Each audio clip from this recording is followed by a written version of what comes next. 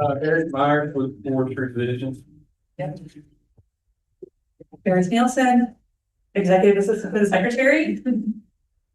Hi, I'm Alex Johnston, Department of Ag. West Florida Department of Agriculture. I'm Aiden Massey, Department of Agriculture.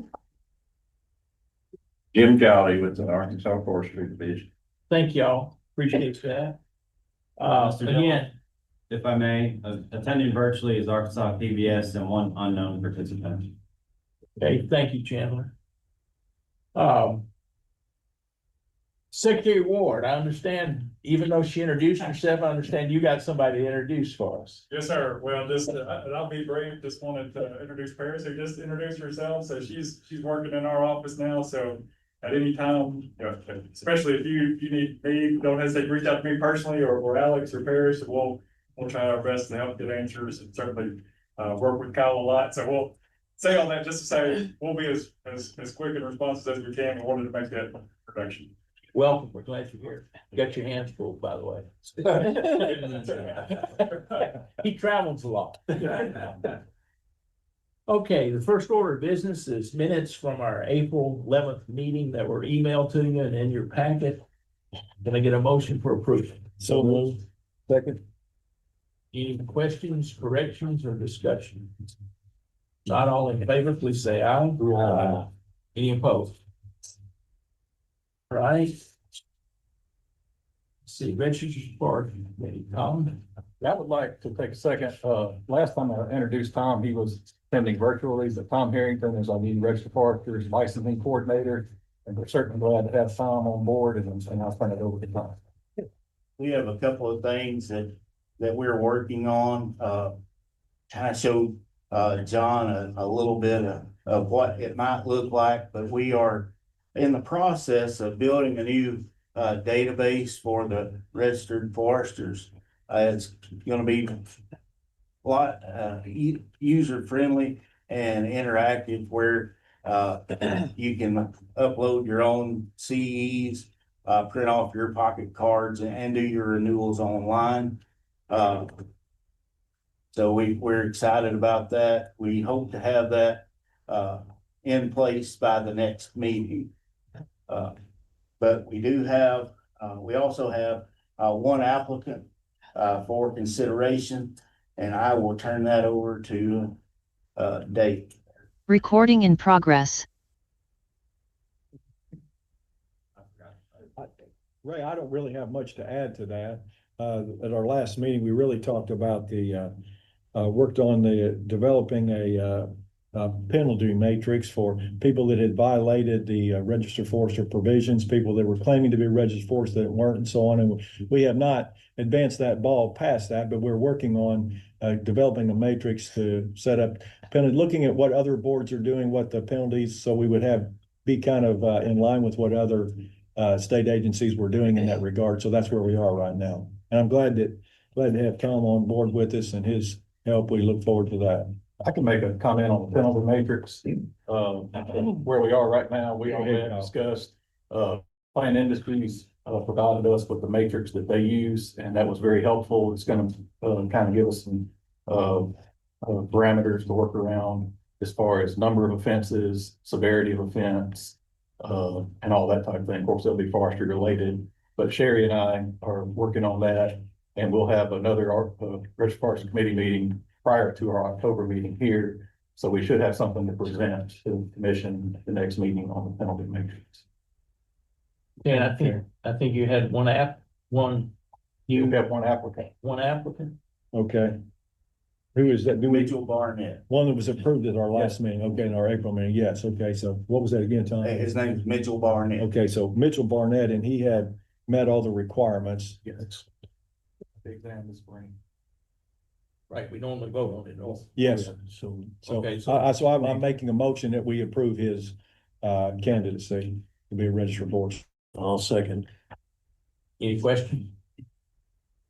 All in favor, please say aye. Aye. Any opposed? All right. Okay, forest management. Yeah. There we go.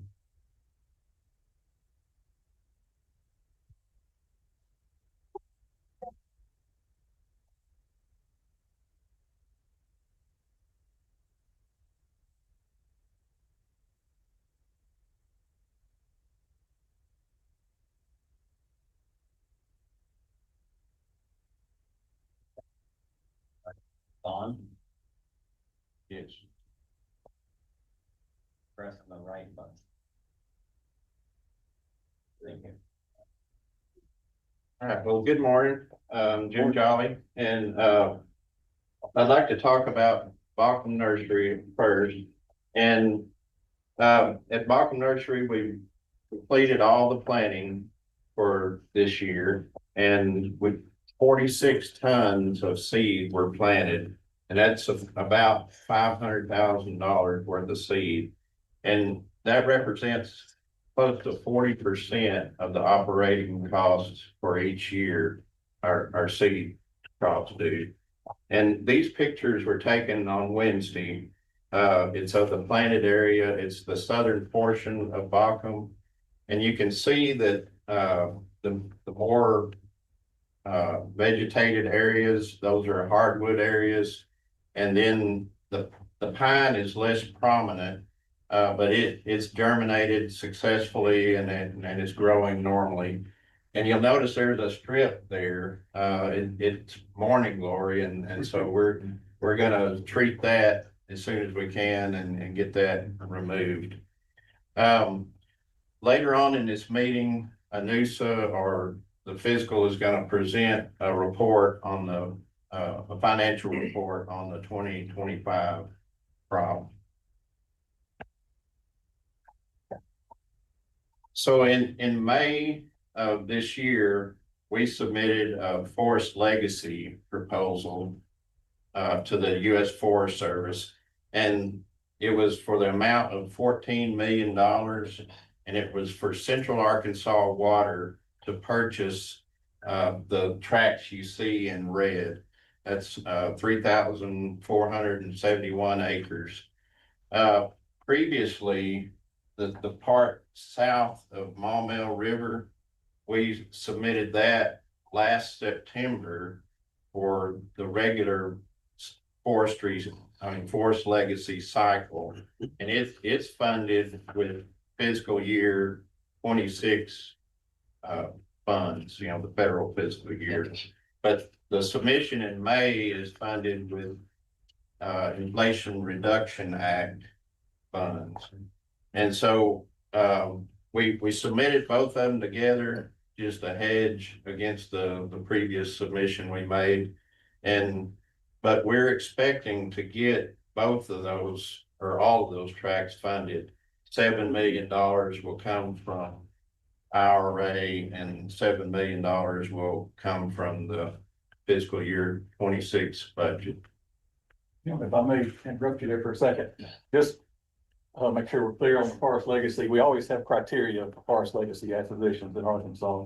And this is one that we feel like is really important. Lake Maumelle supplies the drinking water for all the Bull Rock area. And both of these tracts fall within the watershed for Lake Maumelle. So it's an opportunity for us to utilize the forest legacy program in an area that has a high development potential and risk there, and work with Central Arkansas Water to keep those in productive forest lands for a long period of time. So that's kind of the mission there. One question, how are we coming on the forest legacy? Are we getting, I hate to say this way, but getting our share of that? Yes. For a while, we had a hard time. Right. No, we're doing, Jim has done a tremendous job of seeking the grant funds and whatnot. Okay, and so we're doing we're really not getting well. overlooked like we did there for a while. We're getting our shares, really. That's what I was trying to ask, what I thought saying. We are? Yeah, absolutely. Okay. No So does that problem. come No, out? there's a formula. There's a formula associated with it. We're getting our. Oh, you can tell you all about it. Okay. Right. Does that fall under ownership to the Forestry Commission? No, that one is a pass through. Okay. So if we keep them, we'll convert them to a state forest. And so we're really cautious on how we go about doing that, because we want to be careful how much state forest land we create. So this is a pass through to CAW, and they'll manage it. We can help them manage it. A lot of times they'll work with Game and Fish and make this a WMA as well. And so there'll be prescribed burning in there. There'll be active forest management in there, but it'll be to assist the water and recreation, under recreation. Is there another? So looking at the Hot Springs State Forest, Well, I'm sorry to keep interrupting. So this isn't, you're talking about that, this is an example of one where we use forest legacy funds to create a new state forest, and this is Hot Springs. Right, and part of it was, the cost share part of it, we got from Arkansas Natural and Cultural Resources Council. For these, because there's a 25% cost share that has to be non-federal. So we applied for a grant for, to construct trails on a portion of the Hot Springs State Forest, and you can see it in red on the southern part there. And the trails would be used for hiking and mountain biking as well. We've already got a parking lot built for it, but it's just a gravel parking lot. But it's part of this runs along Indian Mountain, and that's that southern portion of the trails. And the Indian Mountain goes from southwest to northeast. And this view is one of the views that you can see from Indian Mountain. And this is looking northwest from that Indian Mountain. And you can see Blowout Mountain and the national park from that view. There's some really nice views. And then in the southern view, you can see the Hot Springs area as well. If you look at the top right there, there's that 2025 WMA, and at the end of July, the Arkansas Game and Fish Commission is going to publish that area as a wildlife management area in their hunting book, and that area will be used for in this this fall for archery and for a youth gun hunt. How many acres is that? It's a little over 1,500 acres. So, the total acres is around 3,300 for Hot Springs, but so it's almost half of it. That's good. Jim, Yes, sir. going back to the state forest, we talked about forest legacy funds. This is still a priority for forest legacy to add on to this too, right? Well, right, it is, and there are several tracks that we have grants for, and we're working on purchasing those as those become available. And we're processing those through. We've got a small tract, 18.6 acres, that we're trying to buy right now. And so we're working on getting approvals and a purchase agreement and that type of thing to buy that tract. But what we're doing is we've got a lot of forest legacy funds that have been accumulated in the past for these different tracts. And so we're trying to get those purchased. And I just to remind everyone, so, Joe Fox started this, probably 7, 8 years ago. about 8 years ago. And the purpose is to facilitate the Hot Springs recharge for the national park in Hot Springs. So USGS determined that the recharge area was larger than just the national park. And so this area, any elevation above, I think it's like 660 feet or something like that. 667. 667 contributes to the recharge. And so these are, again, areas that would be in a high potential for development. But we know the tourism in Hot Springs is tremendous, and we're going to support that. And now this is one we wanted to turn into a state forest, and it's one we can do recreation on and do some demonstration type harvesting and forest management on as well. And we partnered with Game and Fish. We partnered with Game and Fish.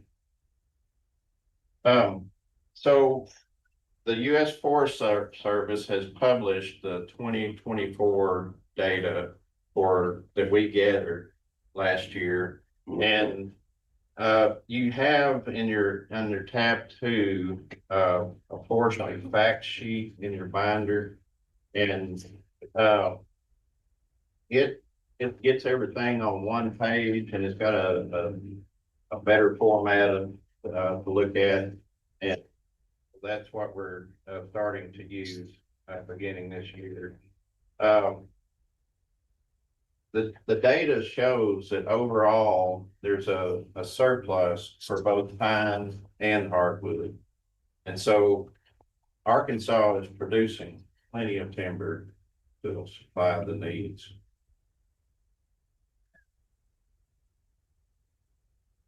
So at this point, are there any questions? Jim, when you had the nursery picture up there earlier, Yes, sir. there were spots in those fields. And I don't know if it was just an optical illusion on that photograph or if there's actually, yeah, right there. See that grid, you know, of Yeah. spots through there. Fine grid. I can probably, I bet that's locations where water's accumulating because they've had so much rain out there. Okay, okay. It's pretty systematic, so I was wondering if it was a photography illusion or if it was something else in the field. All right, just kind of out of curiosity, I know that 46 tons, heaviest part of that is the hardwood, just from the percentage there. But how much of the kind of thing we get from our own Orchards, orchard? all the, I'm sorry. You mentioned. All of it's from their All Bluff City orchard. And so some of it's improved pine and then others shortly. And the hardwood comes So we have nut all oak and cherry bark oak improved feed orchards. We've made selections, so we have improvement on the hardwood as well. Shortleaf, we have improved stands there where we have first generation. I think there's actually second generation shortleaf now. The loblolly, we have first, second, third. So we have a three-star system there. This fall, we're going to be going to be able to ramp that up to a 5-star Western Gulf Tree Improvement Program. So our genetic improvement on open pollination is as good as anybody's. I think that's the take home. Yeah. So at this point, we've asked Eric Myers, he's our stewardship coordinator, to come and give us some highlights on the stewardship program and on the Good Neighbor Authority program that we've got. And Eric, come on up. And I wanted to, before he presents, I'd like to recognize Eric for his efforts. So in September of 2023, Eric was seriously injured in an automobile accident. And you can see the picture there on the left. And shortly after that, a couple of weeks after that, he began working remotely to keep moving the stewardship program forward. And so in March of this year, March the 3rd, the doctor gave him a clean bill of health and said that he was ready to do the 1 mile walk test that's required for our people to perform prescribed fires and participate in wildfires. And so 3 weeks after that, he took the walk test at MENA and he finished first place. And he did it just a little bit over 14 minutes. And this picture is taken from him looking back at the people that are finishing. But some of the participants said, well, they must have put a robo leg on him in the hospital. But we're very proud of Eric, and he has shown a lot of determination and dedication for the forestry division, and we really appreciate that.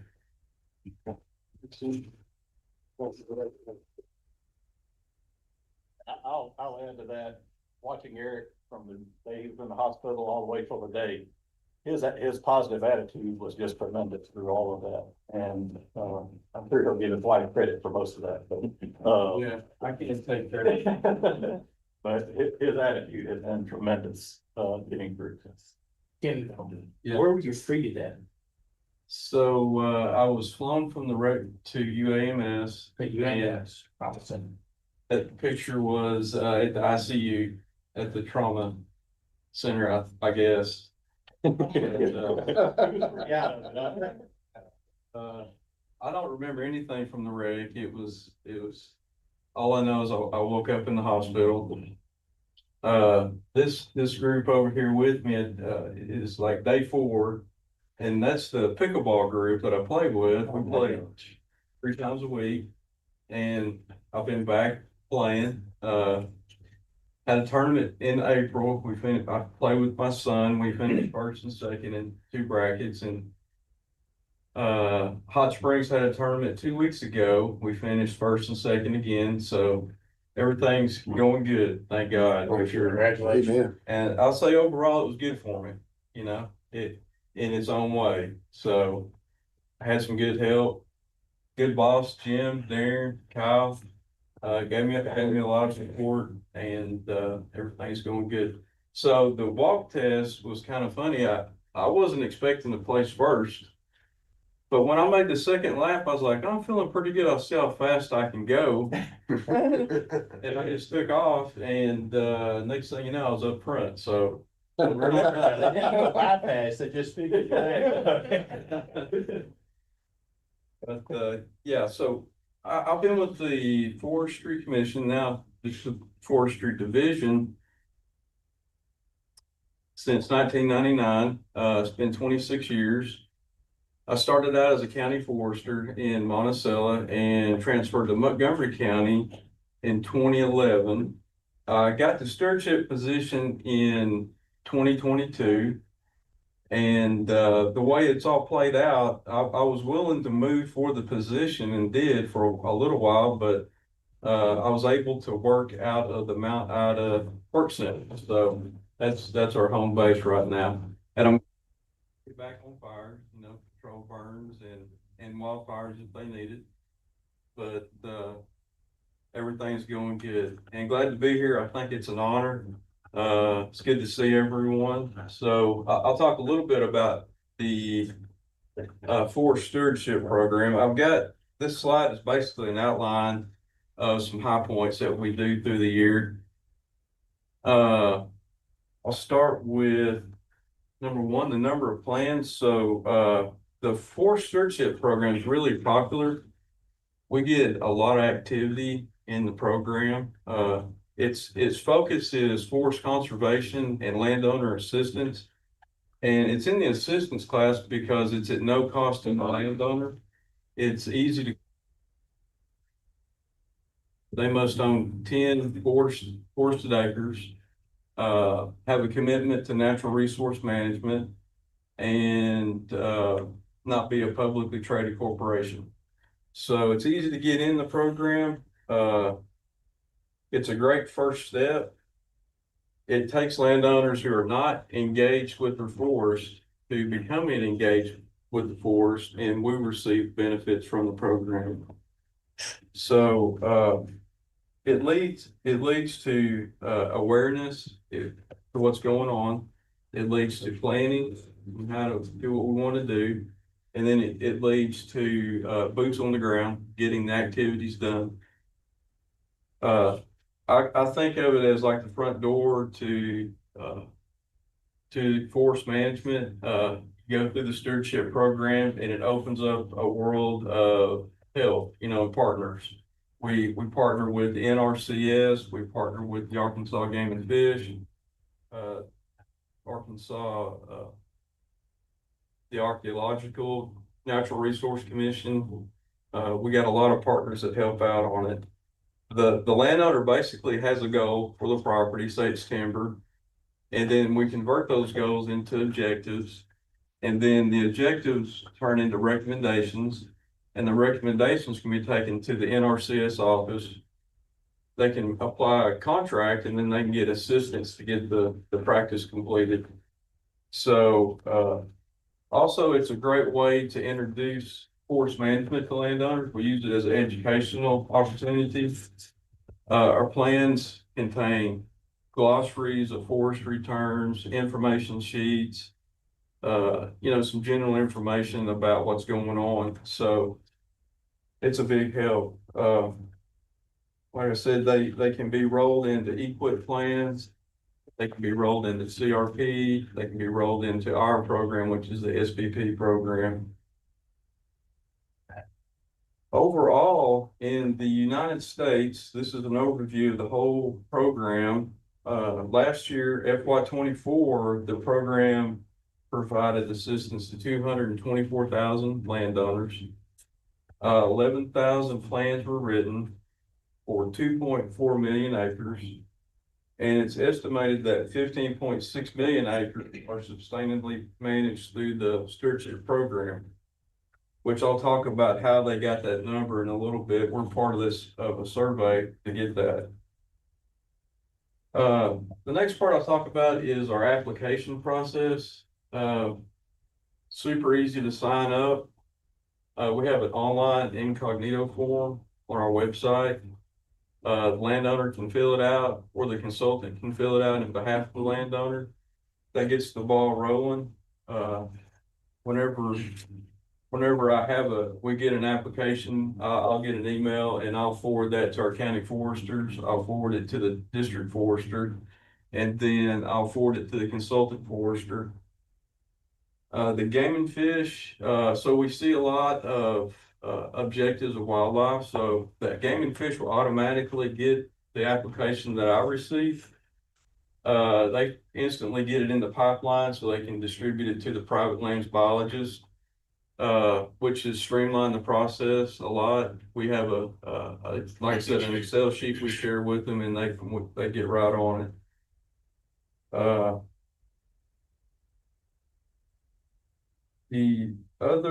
So after the applications, I'll talk about the consultants. So we have a real active program with consultants. We use a memorandum of agreement to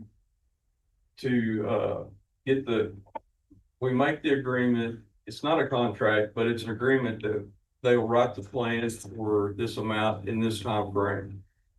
And the MOA is updated every year. We basically will set aside funding for the consultant with the MOA and say, okay, we've got this money set aside for this plan and this consultant. We pay $4 an acre per year for a new plan. We pay $2 an acre for a revised plan. The minimum payment is $400 for one plan. That could be 10 acres. That could be 100 acres. The maximum amount we'll pay is $1,600, up to $10,000 maximum per consultant. I wish we had enough funds to cover that, but we generally run out of money before we reach that. So the consultant will write the plan. He'll provide a copy to the landowner. He'll provide a copy to us, and the landowner can take that plan to the NRCS and use that as a foundation to start the process to get the work done. So they had tree planting or control burns. This plan will roll right into that program. The NRCS are usually really happy to see the plan because it takes out a lot of confusion on their part because we've already been out there and looked at it. So it helps out a lot. So last year we paid 62 invoices to the consultants, which was a big help. We've had a lot of vacancies in the state, and this is a great opportunity to increase our capacity to help landowners. I would say consultants write the majority of our plans. Out of the 120 plans written last year, probably 60 to 70 were consultants. The remaining written by county foresters. And then I'll finish up the slide on the monitoring. So I'll reference back to 15.6 million acres implemented or sustainably managed. They do a survey every year of what's going on. They're checking on the health of the program, and they'll pull random plans we get notified, we'll go look at the property and then report back if the practices have been completed that are in the plan. Arkansas, we're running right at about 70% overall, which I think is not bad. And any questions on stewardship? I've got one more slide. I got you. I'm trying to encourage these folks to get the tree farm Yes, program and either get certified with SFI or FSI. Yeah, so the stewardship plan will roll right into the tree farm program. It sure will. That's good. There's one thing the tree farm program requires is for us to recognize importance. And we can tack that on if they want to use the plan to get in the program. Yeah. So it really is the front door to forest management for new landowners. Well, that's what I was gonna say, is you're doing that landowner a big service, helping them get in tree farm. Yeah. So that they're setting it up to where they can move their timber one day. Right, exactly, yeah. That's an important point. I mean, let's say just want to grow wildlife on. Right. And we see mostly timbers are number one objective. Our second objective would be wildlife. And when you get closer to the big cities, the big counties, say Washington County, that area, you're looking at more rec and more recreation, that kind of stuff, but majority is timber curable. Thank you. I'll finish up with this slide. This is another part of our, not the stewardship program, but another duty we're helping the Forest Service with timber sales through a good neighbor authority agreement. It is basically how the consultants help us in stewardship. They increase our capacity. We're now helping the U.S. Forest Service with their capacity, which we're spread kind of thin anyway. But we got 3 tracks. They're timber sales, primarily in the Ouachita National Forest.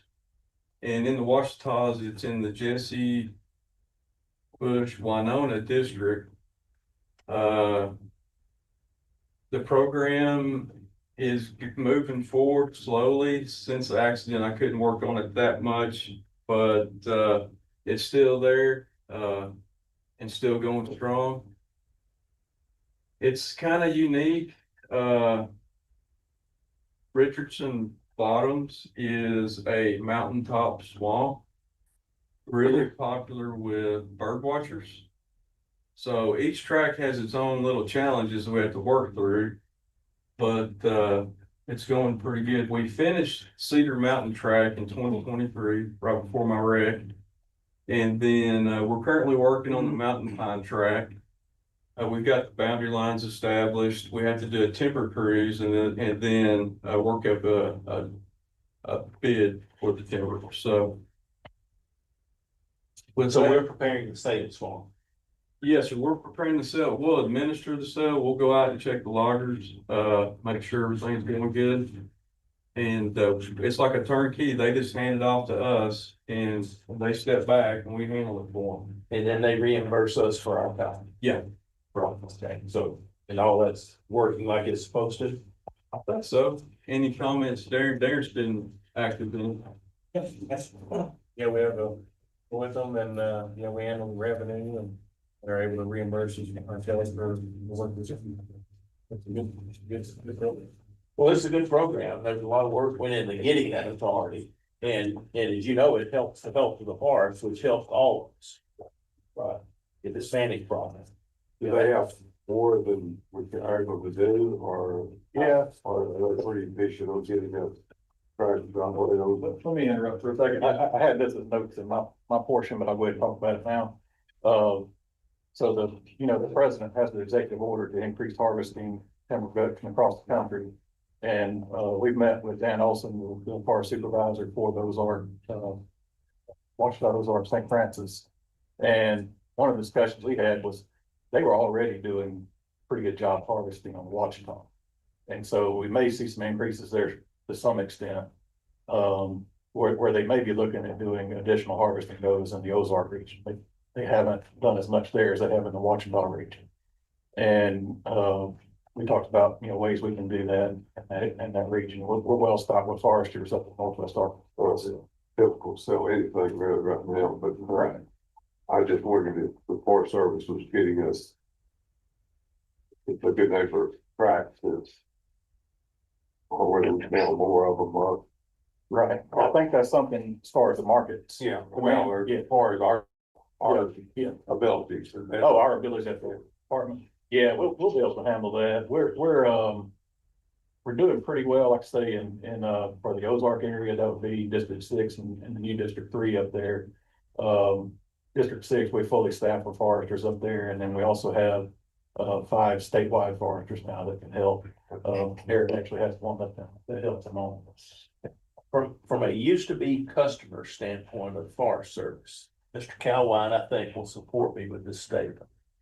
If we cruise a tract to sell, make sure the cruise is accurate, because in the past, when they used to do it, you could depend on a thing that was on that piece of paper to be facts. So ever who we got doing the cruise, please do them correctly. You agree with that, Dave? Yes, sir. You couldn't believe the volume, what they used to put out, and I'm speaking some years ago now. You couldn't believe the volume they put on a piece of paper when they advertise that sale. So just encourage our people to do a good job. That's all I'm suggesting. So the Cedar Mountain's complete with our cruise compared to the volume and the receipts, and looked really good. Good. Close. Yeah. Well, historically, that's been a terrible issue with Forest Service sales. Okay. You couldn't depend on their volumes. So that meant you either had to cruise it or guess. That's what it meant. Right, Dave? We didn't bid on a lot of them because of that. Okay. Yeah, and it was the people they had doing it. It wasn't they were trying to mislead. If they put down the data they had, the data was just no good. Right. We're getting the Poison Springs State Forest to help us with our cruises. So they've got the data recorders, they got the software, and they're leading us through the process. Yeah. Well, the more ability you could bring with what sales is advertised, the more people you're gonna get bidding on. And the better price you're gonna get. So we just finished cruising this Hot Springs State Forest, part of it. And we measured every tree out there. We put a tape on every plot. We had a little bit over 100 acres. And we put a little bit over 40 plots, so a plot per 2 acres, something like that, and we didn't do any guessing. No windshield cruising. Yeah, right. Which I was proud to do that cruise because there's a big mountain on the backside. Got to go straight up. It was good for my leg. Yeah. It worked out a lot of kinks. Well, congratulations. All right, You're an thank example y'all. for all of us. Appreciate it. Thank you. Okay, Chandler.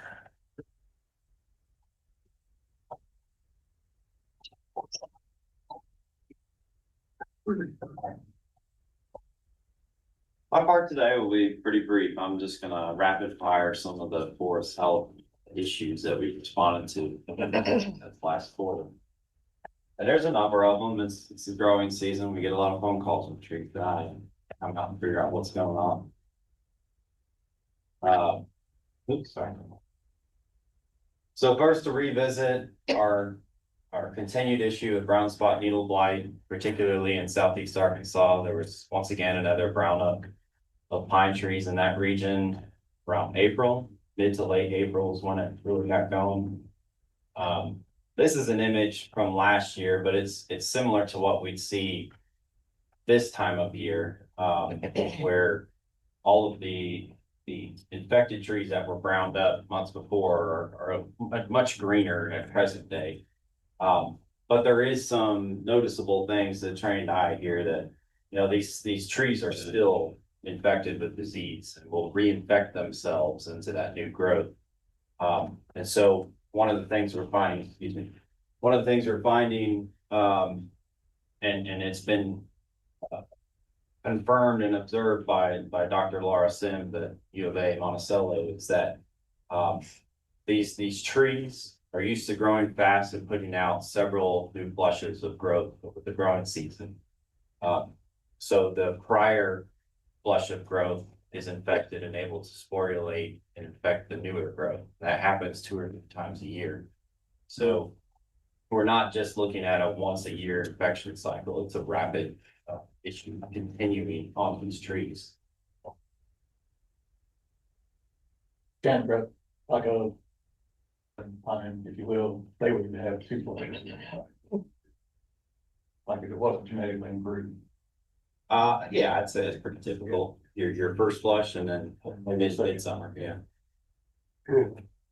I mentioned UAM, are they kind of geared up and giving you a lot of help in regard to this? Oh, yes. You know, when their building's ready and they've got students, grad students Yeah. working, it's gonna be even better. But I've been really pleased to visit on site with Dr. Sims more than once this year. So Okay. it's been something I've never had in my career here. Is a Yeah, well, sometimes college people hate to live college office, you know, that's what I have a little bit of a problem, but we talked a lot about that, and make sure you get good support from that agency, that part of it, because we spend quite a bit of money and effort to that, so. yeah, without doubt. Okay. We'll move on. Southern pine beetle. No beetles were captured in our spring trapping, which wrapped up right about the time of our last meeting. And that is true for any of the traps that were located west of the Mississippi and other states. So, I mean, that's the same story year after year. We just don't catch southern pine beetle in our region of the country. Each of these dots on the map is a trap. So we participate in a southeast wide trapping survey, which is an early predictor of where issues will occur. And much of the same, you've got Mississippi, Alabama, Georgia that are catching high numbers in the spring and anticipate having outbreaks. The county's color in the background there is hazard or southern pine beetle risk. So we know based on the resource out in Arkansas and the Western Gulf, we have risk for southern pine beetle. Just continue to not catch the insect. You can see over in, you can see over in Alabama, particularly last year, they really had a real problem. And they have a surplus growth too. Yeah. Same. Any of these states across the south would look pretty similar to us. Some growth. But maybe Georgia, they have a little more mill infrastructure there. Been following an unusual insect outbreak in the Felsenthal Wildlife Refuge. This is Ashley County and Union County.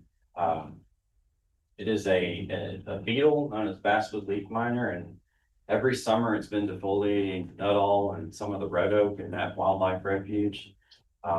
It's alarming to me because you see some pretty severe defoliation started in about June. So these trees for the 3rd year in a row have been defoliated. I suspect that we could see some issues of decline over that whole property. I haven't picked up on this insect being a problem anywhere else in the state, and it really didn't know about it until 3 years ago. So I'm hoping that this situation will subside, but 3 years running is a bit worrisome. Are we doing anything to make it subside? No, and Just hoping it'll go away. since yeah, so not many people are familiar with this insect across the region. There's been a couple that have noted observing it before, and they have said that it will be very abundant and go away and you'll never see it again for a while.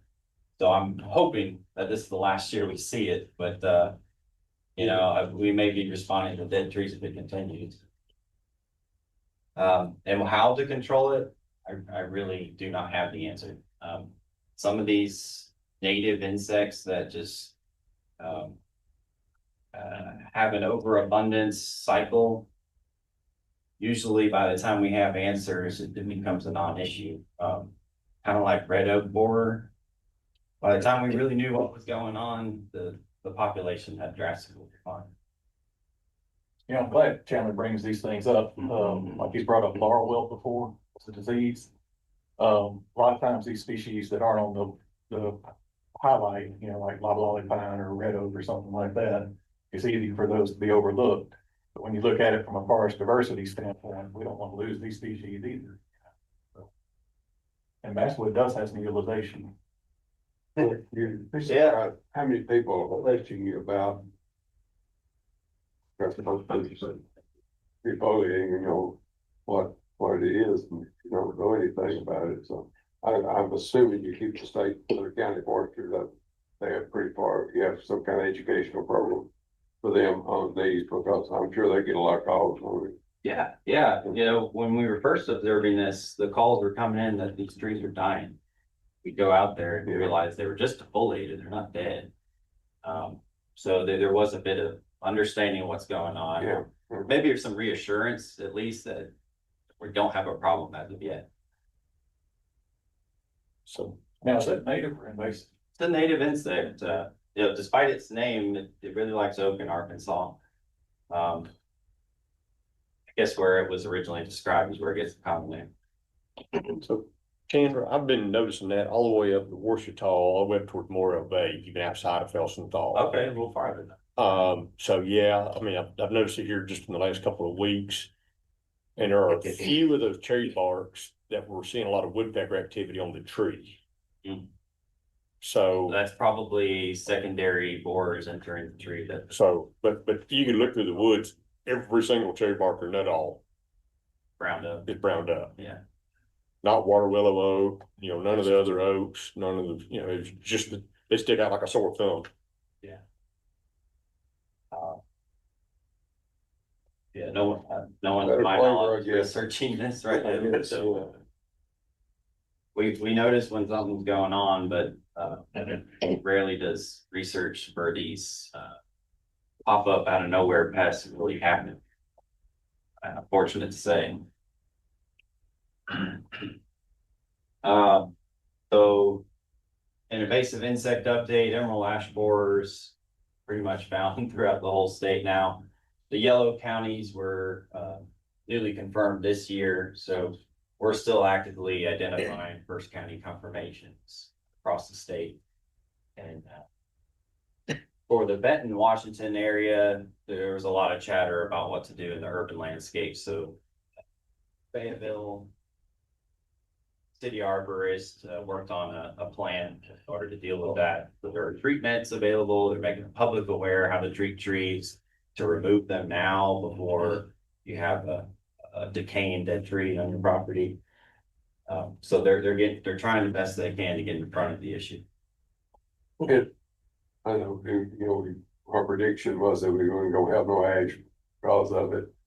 Are we doing a fairly good job of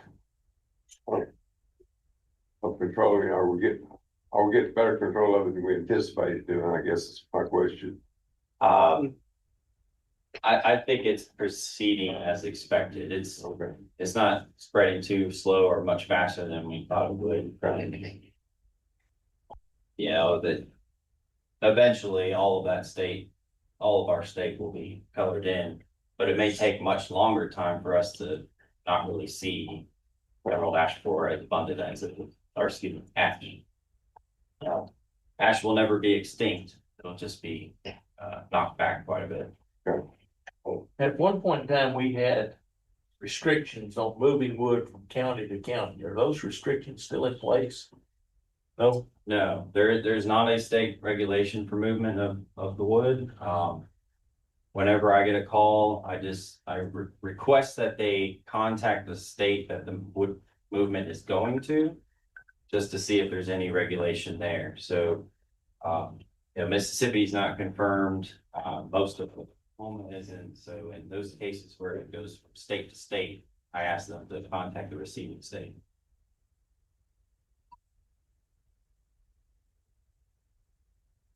Okay. Also observed some new issues on white oak and post oak. And for white oak, it's more of an oddity than a scare that we've got a real issue here. Throughout most of the Ozarks and my counterparts in Missouri were confirming this too. A lot of white oak were shedding their bark. And it wasn't just a one-off in areas. We have data of locations all across the Ozarks where this happened. So it was a very peculiar thing to see over the course of a couple months. And that's what it looked like at the base of these trees, where it's just piles of bark shed off of it. One theory is that there is a bark decaying fungus that was present on the tree, but we haven't been able to identify it down to the species. This would be similar to something like smooth patch. Smooth patch exists on the outside of a tree, but never enters the tree. So we can say, based on what we've seen, it doesn't appear to be a health issue. It's more of just a aesthetic kind of oddity. We've also been looking at post oak across the state, particularly in the Ozarks and the River Valley region. This is decline or branch dieback that has occurred on post oak, and it is very commonly seen in our state, Missouri and Oklahoma. Post oak, we've always considered to be pretty resilient to issues. It's a dry adapted species. Yeah, we wouldn't expect it to rapidly die off without knowing a cause. So right now, this is being chopped up to a decline event. There are some pathogens that have been identified on branches that may be contributing to the decline, but we're still trying to figure out the whole story and the whole explanation for why you see this across a large area of the state. And we are working with our counterparts in Missouri who've been seeing this for a couple of years and are taking samples and trying to identify causes. Is this happening in stands that are not being managed, or is it happening in where there's been harvesting took place? A little bit of everything, even open grown trees, residential trees. These pictures were taken on a property that was owned by the Nature Conservancy. They were conducting a prescribed burn and looking up, noticed, oh my gosh, a lot of these post oaks don't look great. So they asked us to come out and take a look at it. So yeah, all across the board. I really don't see a trend yet on the type of property. Do you see it or on larger, older trees? I don't know. Yeah. It's kind of hard for me to tell when I'm looking at the tree. I think that's something we need to look at. If you look at the FIA data, starting to see those large diameter oak, that class of tree, we're seeing large numbers in that class, which means older trees in a lot of cases. And so with the white oak shedding bark, that type of thing and this type of thing happening, there could be an age factor across the landscape taking place there as well. All of them have always, all the hardwoods have been subject to H. You get, you start getting noddy centers and limb rots and things of that sort as older the trees get. So That's just some of it starts developing back for lack of harvest. Some of the things, that happened with the red oak borer. It was getting a lot older. Oh yeah.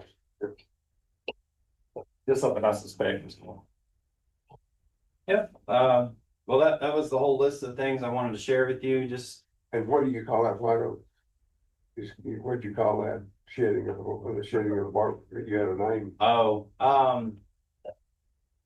it looks similar to smooth patch from what we've seen. Usually in smooth patch though, you have a whole chunk of the trunk that loses bark. This is kind of spread across the whole entirety of the trunk. But it's the outer bark. It doesn't go closer into the tree. They do that anyway. It's just not large. Right. This is a normal occurrence over the lifetime of the tree. It's not all of it. It's not a shag bark. No. All right. Thanks, Jen. Thank you, Jim. Hey, Rob.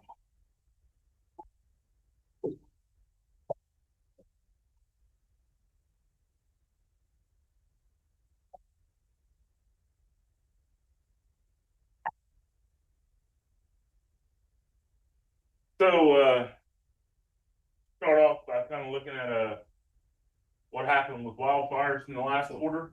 After a quite active and maybe historic March, we took a nosedive, and I'm not gonna say we didn't need a little bit of a break. We were pretty exhausted after the month of March, but we finished the quarter, much below our 10-year averages for both fire numbers and acreages. So it's been a pretty wet spring so far. And, kind of looks like, going forward, we may kind of see some of the same trends. Over the next quarter, the seasonal temperature outlook looks like we might be a little above normal. And precipitation is kind of looking like it's gonna be normal. In the foreseeable future, they're not really showing any kind of significant wildland fire potential for us. Our neighbors to the west, Oklahoma and Texas, they are showing a little bit for them, and we'll see if that bleeds over towards us when we get into September, which is kind of typically when we start expecting our fire season to get kicked back off again, September, October. So we'll see how that goes. But right now we're looking pretty good on the home front. We are seeing a little bit of activity out west, and we're seeing a few of our people start to move that way. We've had a few go out on assignments, even as way as into Alaska. So sent out an email last night. Got an email last night asking for people for Washington State. But so we'll see how all that goes. But right now we're looking pretty good on the home front. Equipment. So it seems like we've been talking about this same slide for about 3 meetings now, but sometimes things get a little bogged down and move slow. But we're still trying to, or been trying to work on ordering some pickups. We hit a snag with the pickups where so according to the salesman for the dealership that does the state vehicles, so the manufacturer has a certain number of pickup trucks that they're willing to sell on state contract every year, and when they reach that number, they cut sales off. So when we were trying to get everything done and all the paperwork done and get an order together, we got on there and was looking at prices, and then about 2 weeks later got back on there and the trucks were taken off the contract. So apparently they had hit their sales quota, and now we're waiting on a new contract before we can order pickups. 2 dozers that we ordered back this spring, I've talked to the salesman. They're looking like they're going to be September before they start coming in. So be a little while before we see any of the dozers come in. Things are moving on transports a little bit now. That was had hit some roadblocks, but we think that process is going to start moving and hopefully get really rolling in the next couple of weeks. But try to get some equipment bought. We've got some other money. We're going to try to buy some other dozers and maybe look at some more pickups this fiscal year and try to get those orders in as quick as we possibly can, so that we don't run into the quotas like we did this year. So with the lack of fire activity, this last quarter is kind of where we do most of our fire training. We see we typically have fire refreshers. We do fire refreshers in every district, and all of our field staff attend those. It's about a half to maybe it's 4 to 6 hours is what we try to focus on. And we do a lot of different things in those fire refreshers. We make them get in the fire shelter every year. They watch the videos, training videos for the fire shelters. We also take incidents and we look at incidents that happen both across the country and stuff that happens here at home. And we take those and we talk about those incidences and we use them as a lessons learned. Like this last spring, we had in March, we had the kind of the entrapment incident on one of our fires in South Arkansas, where a couple of our people had to kind of get in some safety zones and let the fire burn around them. And we talked about that. Got a lot of good discussion out of that. They seem to be really engaged in that discussion this year. So a lot of good engagement with that. Was really proud of how that went this year.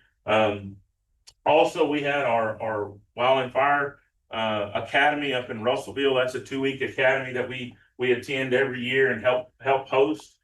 We do that in partnership with the U.S. Forest Service, the Park Service, U.S. Fish and Wildlife Service, and with Arkansas Tech. It is a big partner in that.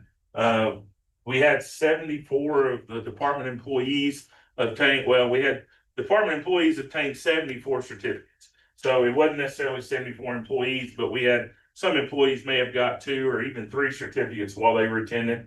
The picture there in the center, that's our district forester, Jeff Frizzell, up in District 6 out of Clarksville. And the picture is of him instructing in our chainsaw course that we put on at that training every year.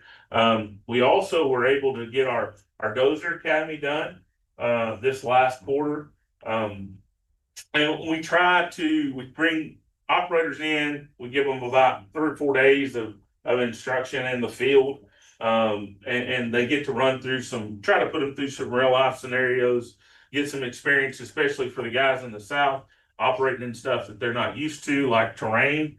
So we develop a slope course and we go out to Camp Robinson, and they have a gravel pit that they allow us to use for our slopes course. And you can see from the video or from the picture there, that dozer's going up a pretty steep incline. So they get experience in operating in situations like that. I actually have a video on the next slide, if I can get it to play, where you can see that one of the things that our dozers some of the things they have to do is what happens when you hit a rock and slide downhill. So we set up a course with light poles where whenever he goes over that light pole, you can see him kind of, and it only played once, but you can kind of see as he slid down the hill, gives them that experience before they have to really do it in a real life scenario. So when they get to do it in a controlled environment, see what it feels like, learn not to panic, and how to recover from that before they have to do it out on a really steep slope. So that's the kind of training we're trying to get our folks, and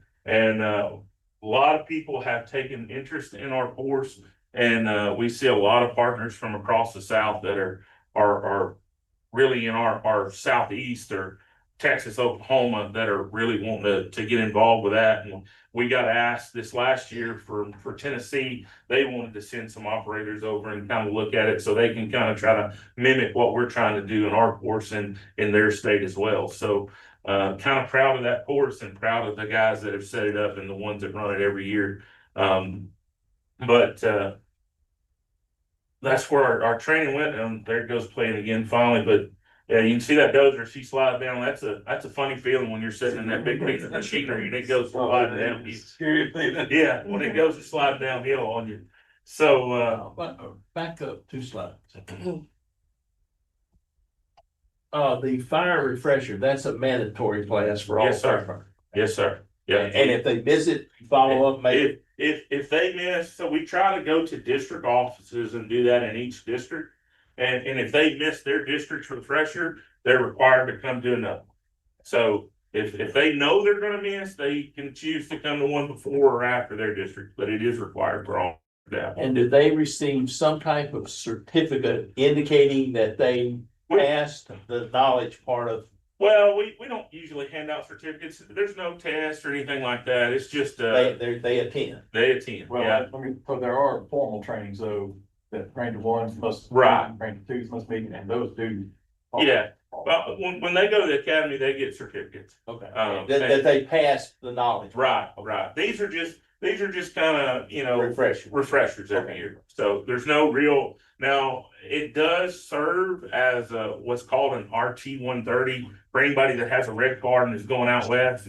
So those folks, they don't necessarily get a certificate, but we do take those rosters and we enter that information into their record in the federal training program. But other than that, we don't really hand out certificates, but they are required to attend. We have sign-up sheets, so everybody has to sign in, so we can make sure they all attend. One of the things we were able to do this year, in March, we had significant fire season, and a couple of those fires were really large, and the one where the guys had to build a safe zone, that was the largest fire. It was about 2,000 acres right at it down in Calhoun County, and that was a very intense fire, more intense than most that we would deal with. And so those are the situations where you can really have some safety issues. So we were able to focus on that and these refreshers, like you get into these big fires, you know, how do you stay alive in some situations? You know, right? Like, And training staff's already talking about what they're gonna do for next year, so they're already looking at, you know, and we talk a lot about fire and fire death and our firefighters across the nation, and you look at deaths totally across our wildland firefighters, and really fire is not a big killer of firefighters. It's other things. So there's far more firefighters by tree strikes than they are by burnover every year. So we try to focus on those things as well. Equipment accidents and tree strikes are probably the two biggest killers of wildland firefighters in the. Well, they're fighting a fire, it's just not. Right, it's not the actual burnover, the fire that kills them, it's just other things. Like we had an incident a couple years ago where we had a firefighter that we had to get, you know, medevaced out off of a hillside in North Arkansas because he got a tree fell on him. So that kind of stuff happens. And luckily he was injured and pretty seriously injured, but not life-threatening injured. But anyway, we focus on all those different types of scenarios, and that's what we do in that fire refresher course, is try to just get those things back in the forefront of their mind. So all right, maybe I'll quit hitting the button. So the loan report, we give out 4 loans this last quarter in Hot Springs, Hope, Cleveland, and Scott counties, and they bought everything from just nozzles and hose and manifolds to one actually bought a Pierce fire truck. So a lot of good things happening with that loan program. Those are the 4 loans that we gave out this quarter. And I think there's already been a couple given out or talked about this quarter. So that's where we are with the loan report. Is there any questions for me on anything else that we've discussed so far? No, that's the end of my report. Thank you, Robert. Mr. Dare.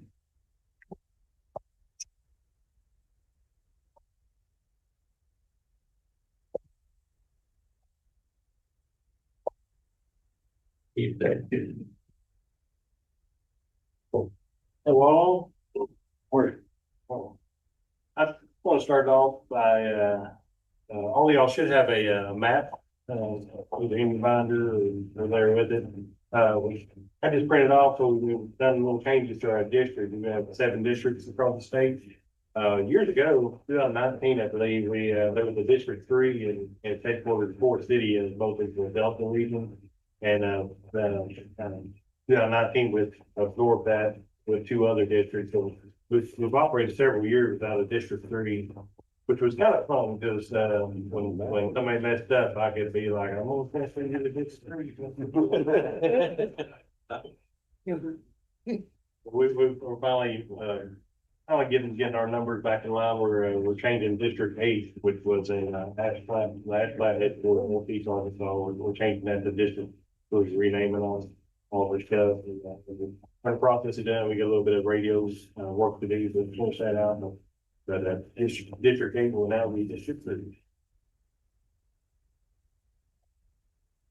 I just want to talk about a little bit of our accomplishments for fiscal year. We've constructed 85 miles of fire lanes and conducted 92 dry burns for a total of 5,000 acres. Prepared 587 management plans and provided technical assistance to 3,400 landowners.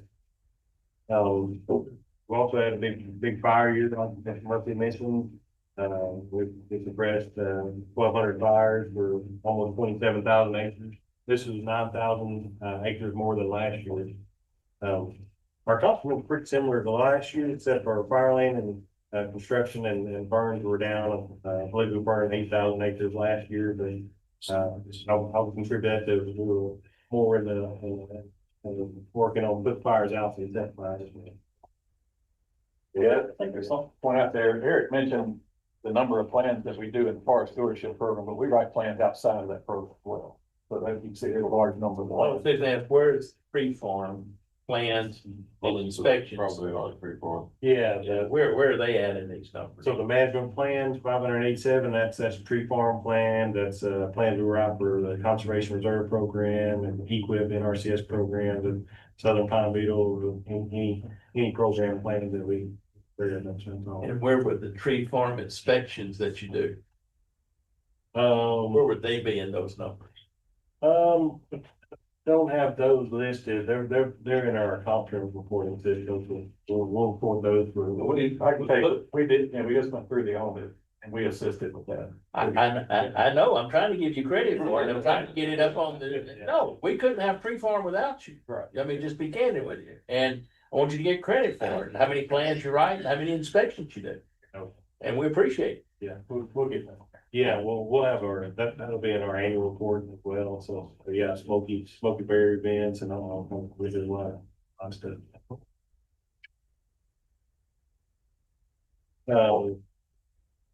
Want to also mention there, and Kyle may mention this later, but morale in the field for our district, rangers and foresters, firefighters are really good right now, and I would contribute that to the new pay plan. So they've been really a blessing for our people out there, and I'm prepared to tell everybody for awesome leadership.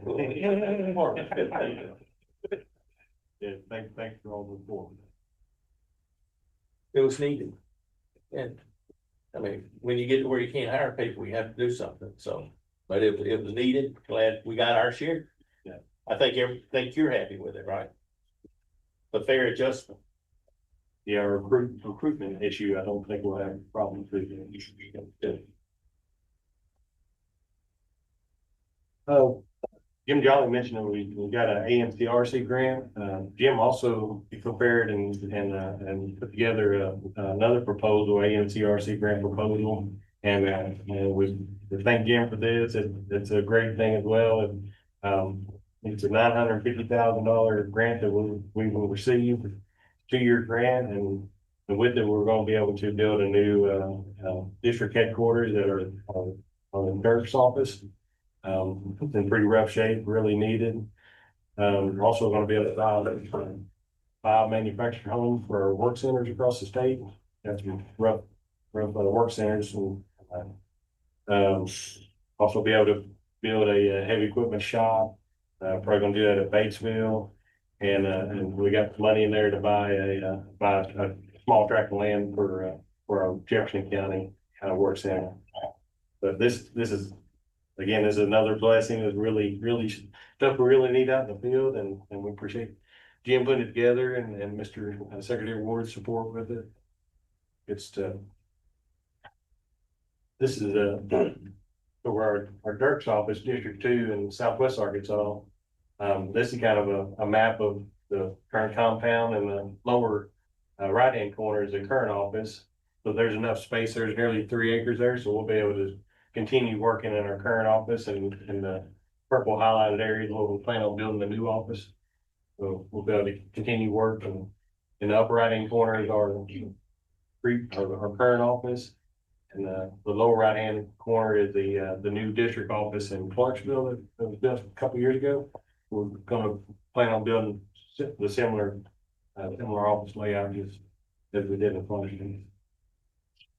And our district board is smiling ear to ear.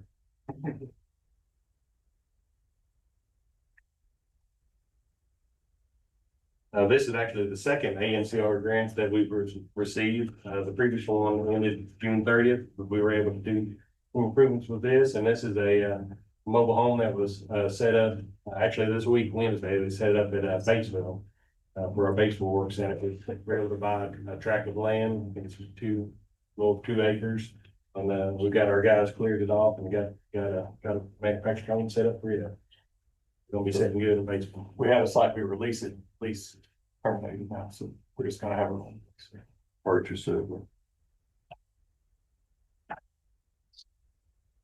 Out of Poison Springs, we're about 85% with the current timber harvest tracks that we have.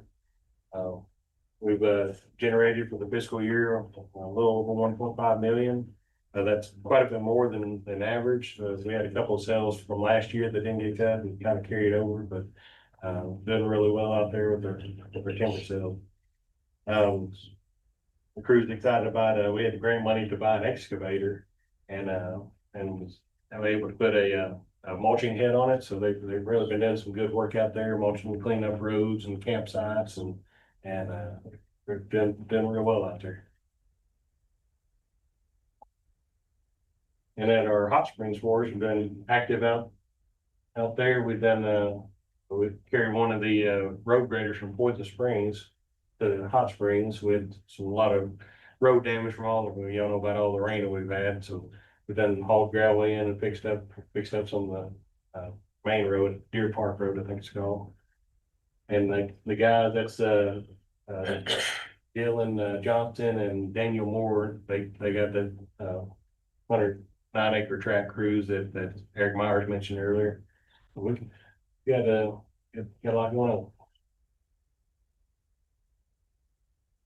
That's all I've got, unless there's any questions. Thank you.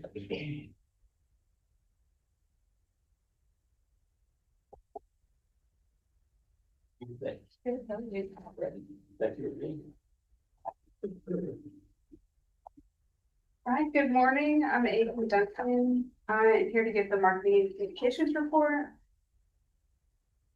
The last quarter, we had 2 press releases that went out. One in May was the Forestry Friday recap. And in that press release, we reported on the distribution of 15,400 seedlings. There were 35 events held from March 21st to April 25th, with 3,620 participants. So that's statewide. Got some good media coverage from that. And then in April, we announced the application period for the Foresters for the Future Scholarship with a press release. And then creative products, our team created that FIA fact sheet that you have in your binder. And then on social media, just trying to highlight all the different things that the Forestry Division does. So Tree City USA, that was a recent highlight that we did. Just capturing how many tree cities we have in the state. We also had some information go out about the River Valley Wildland Fire Academy, as well as Wildland Fire Training Month in Polk County, which was connected to the training at Arkansas Tech. And then every now and then we do Rural Fire Protection Program equipment highlights. And then of course the Free Tree Friday campaign, we posted every week the locations for that Friday. Got a lot of good interaction on social media. And then as always, the training highlights, we posted that video that Robert showed earlier of the Dozer Academy. And then also prescribed burner upcoming trainings. We always like to get those out too. But that concludes my report, and I'm happy to take any questions. What about a suggestion? Sure. Okay. How many of y'all are getting texts from the Arkansas weather team?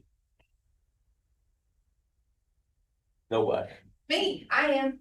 Okay. We've got one of the best group of weather people in this state. They've now formed the Arkansas weather team, which is a combination of 3 networks, all of the weather people working together so they can cover the state 24 hours a day when there's exposure. Okay. And they're doing a great job. They're blowing up my phone. If there's a weather issue, one of them's going to be talking about it. Okay. And they're going to be highlighted because if you're not listening to a radio or you're not watching a TV weather program, you don't get it. They're sending out more texts than Donald Trump right now. Okay, on a daily basis. Okay. So talking about burn bans, here's an opportunity. If we could get, I don't know, I'm sure y'all have contact with the network, but if you could get the Arkansas weather team and get them turned on to burn bans, they would be texting about burn bans too. Okay, because they've done it some, but they would help you. Just my recommendation. Robert. Well, if we can figure out how to get them tied in, I think it'd be a great thing. It's just a matter of.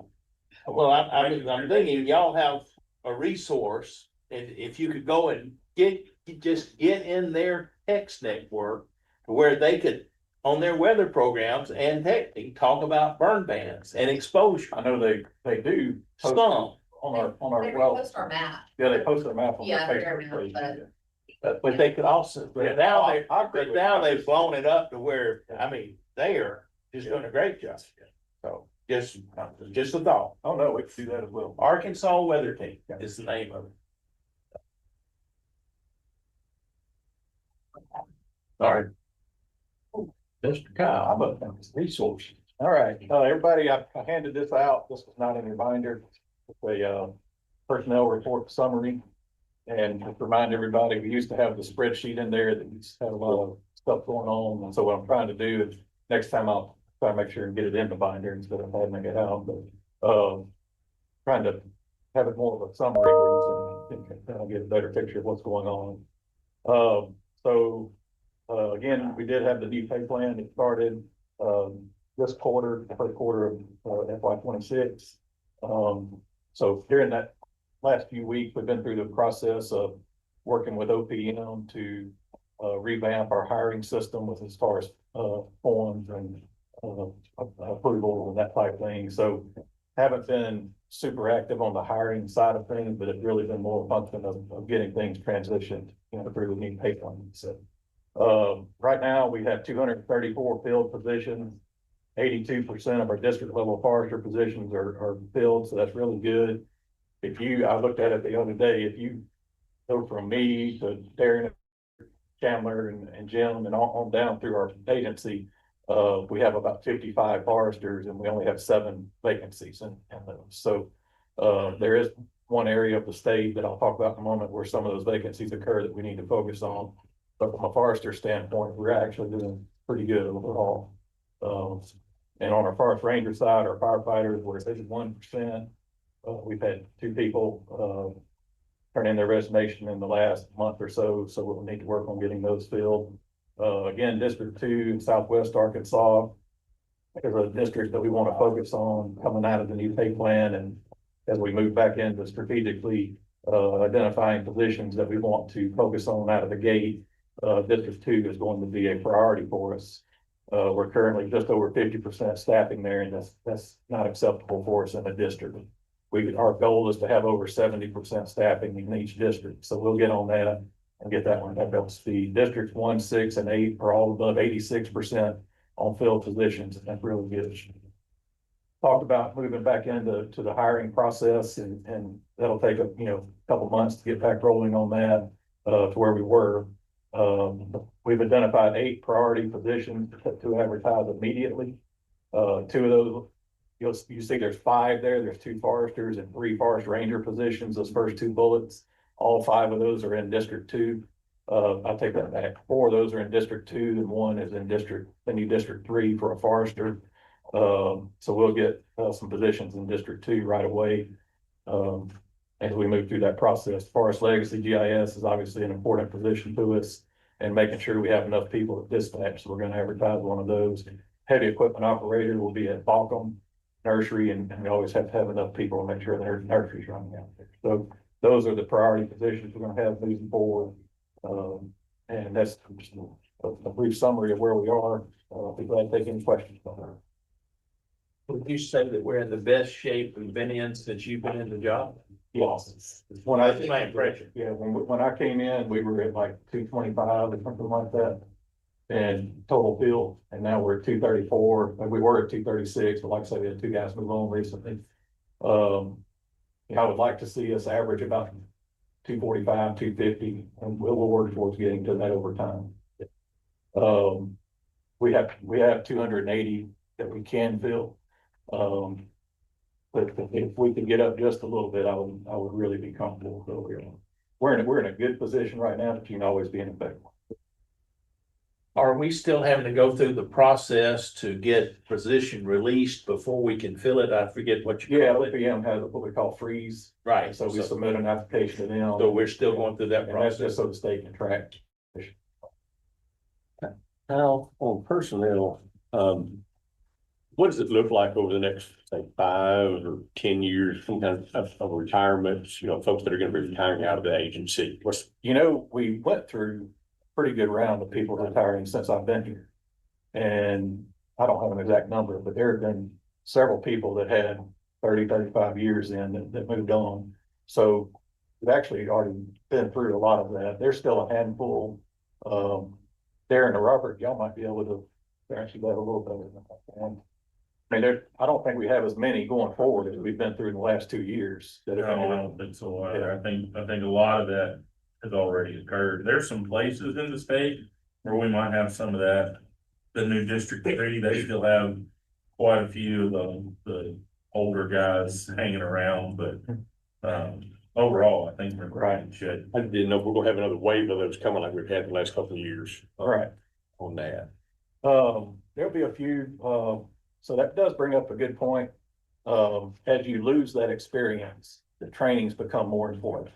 And so that's why we're emphasizing training. That's something I'm always gonna do is emphasize training anyway. But making sure we're getting those new hires up to speed. We just revised our training policy. We just revised, I had some notes on it, our promotion policy. So our Ranger ones now, they used to have 2 years of service before they become a Ranger 2. We have moved that. They now have to have 3 years of service in before they become a Ranger 2. And that's just giving them a little more time to make sure they're meeting their training requirements before they take on the new training requirements involved with the Ranger 2. Because at Ranger 2, which is where we want them to be, they're going to start taking courses in incident command and all that kind of stuff. So at a Ranger 1 level, it's more the basic fire, how to operate bulldozers in a fire scene, that type thing. And then they would elevate that, but they've got to go another 12 months before they become a Ranger 2. We're also looking at updating the physical requirements on the physical policy. And we haven't finalized this yet, but we're going to do a pilot project where new hire Ranger 1s will be required to do the moderate pack test. Right now, they do the walk test, which is 1 mile in 16 minutes. The moderate pack test, you have 25 pounds, you have 3 miles, and you have to do it in 45 minutes. And so we're going to look at getting a component of our staff at that level. And we'll start with new hires at Ranger 1s and require that over a period of time. And we haven't got that fully fleshed out just yet on how that's going to look exactly. One of the things that'll do though is get us the ability to have more red carded firefighters. And so if they wanted to go help out west, they would be better prepared to do that. So, yeah, I mean, that's the thing. It just, we'll have to shift from having all that experience to building that experience. Have you opened up these forester positions yet? We have one dispatcher is going through freeze right now. We literally are working on with OPM, and this all is rolled out this week, basically. So that'll probably take 3 weeks to get all that. Do you have an idea how the pool looks, or are you having to go out of state to look for people? Oh, no, I think the foresters, we already have people contacting us with the new pay plan. Our forester pay now is right there with anybody as far as the starting pay. Same thing with firefighters. I don't think we'll have any problem filling positions there. Whereas a month ago, that wasn't the case. So the pay plan is tremendously helping us out there. I just added that there's no actual hiring freeze. No, there's no hiring freeze. It's just the transition process.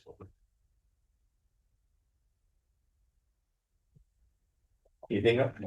Good to see you. Good to see you. Good to see you. Missed you last visit. Thank you, Mr. Chairman, and good morning, members. Mrs. Aki, Chief Financial Officer with the Arkansas Agriculture.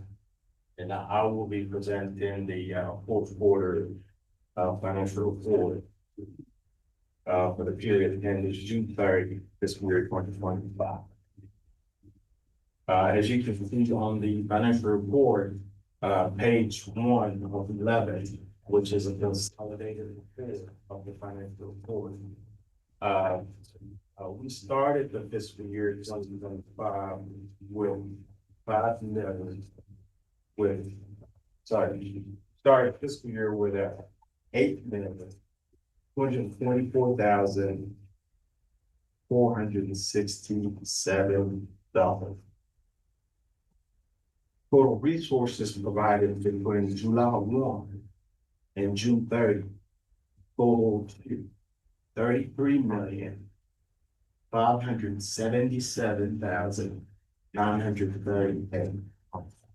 And the makeup of the 33,577,938 is a combination of our beginning balance of 8,224,467 plus revenues, 25 million in revenues collected between July 1 and June 30, 2025.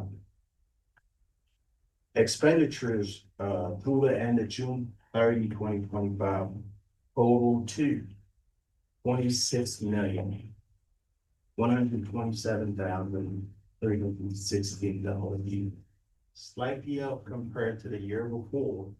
2024, we were at 24,664,517. But overall, compared to the fiscal year 2025 budget, our total spend is about 78% of the total budget for fiscal year 2025 of $33,296,199. So we finished the fiscal year 2025 with a reserve cash of $5,384,653, which is a good position to be in going into the new fiscal year that just started July 1, 2025. I would also point out timber severance and acreage taxes are now slightly lower compared to the year before. On the timber severance tax compared to last year around the same time, we're at 98% collected. And on acreage taxes, compared to last year, we're at 92% collected. So I'm assuming that this could be a timing, and we should see those numbers reflected in the fiscal year 2026 report assessment. Also included in the financial report is a copy of the Forestry year-end report through June 30. The report was on page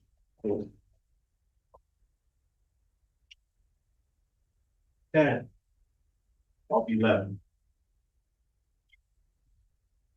As you can see on the Boston Nursery report, we started the fiscal year 2025 with a reserve cash balance of $191,835. Seedling sales through the end of June total up to $1,420,945, with treasury charges right around $21,314. Our total expenditure at $1.5 million. We netted ended the fiscal year right with a reserve balance of $55,653. So I say that to say, on the nursery, we were able to break even with a positive balance going into fiscal year 2026. Also included in the financial report on page 11 of 11 is the registration for Forestry financial. Again, looking pretty good. Beginning cash balance, we started with $124,695. July 1, 2024. Total expenditures, not a whole lot of activities. Total expenditures were right at a little bit over $1,000, $1,060. And so we finished the year with a fund balance of $141,568. on the registration for forestry. And overall, this is just a summary of the financial report of the forestry's division. Just to give you an idea of how we finished, started the fiscal year and finished the fiscal year 2025 in a good position as we head into 2026. I do not anticipate any problem or issues in our operations going into fiscal 6. Questions? One question. Ray, okay, I'm sorry. Hang on just a minute. Regarding the nursery, do we have any outstanding invoices that haven't been paid? So we're fully collected, so all the money's in this. So, okay.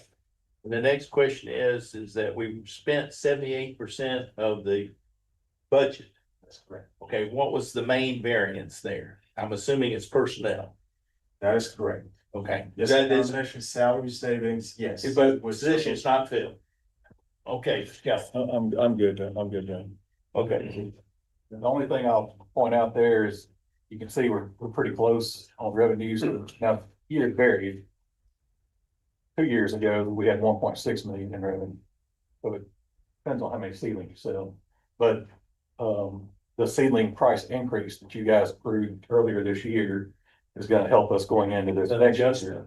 Yeah, the adjustment. Yeah, the adjustment. Ray, Use the wrong term. Yeah. So am I looking at this right? This, on June 30th of this year, we had $55,000 cash reserve.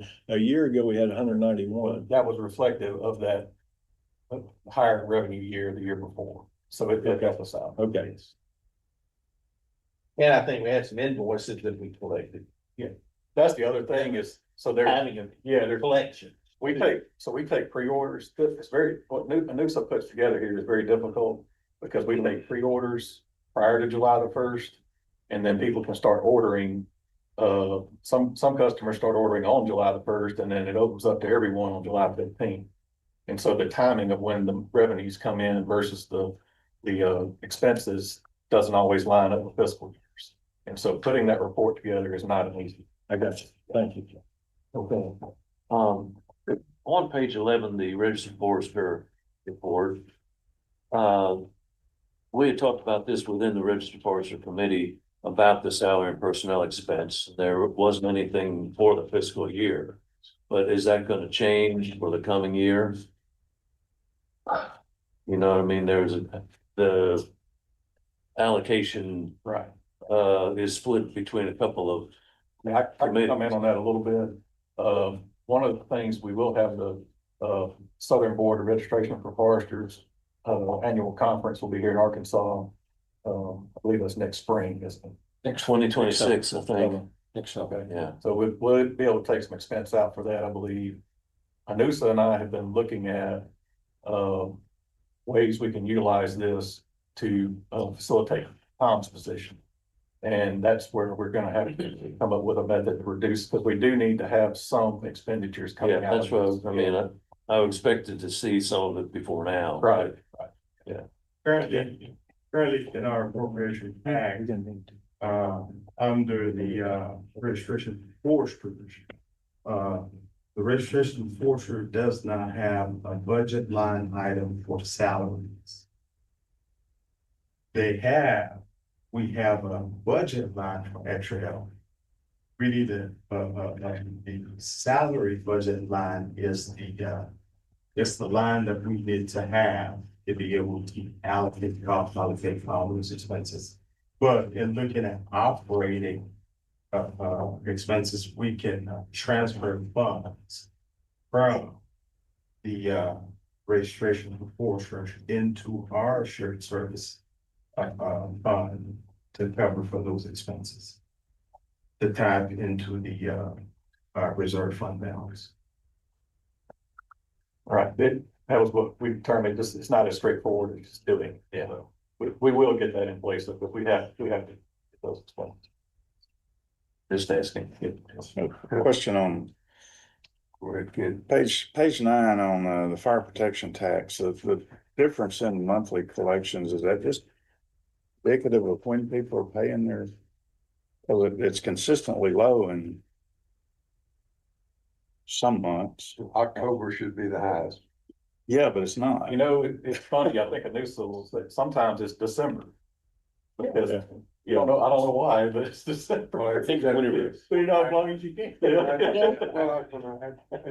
really not, it's when you pay your taxes. Well, yeah, that's In supposedly. October, so it must be the county, Reporting your. reporting Yeah. is, I don't wanna get to us in that, but I was gonna ask, how do we monitor, do we have any monitor, are we just at the mercy of the counties? So the counties does the collection and report back to DFA, who in turns, just transfer the money to us. Yeah. So as far as control, If they don't turn it in, we don't get it. if they don't turn it in, we don't get it. And I just look at the variance, not really the last 5 years.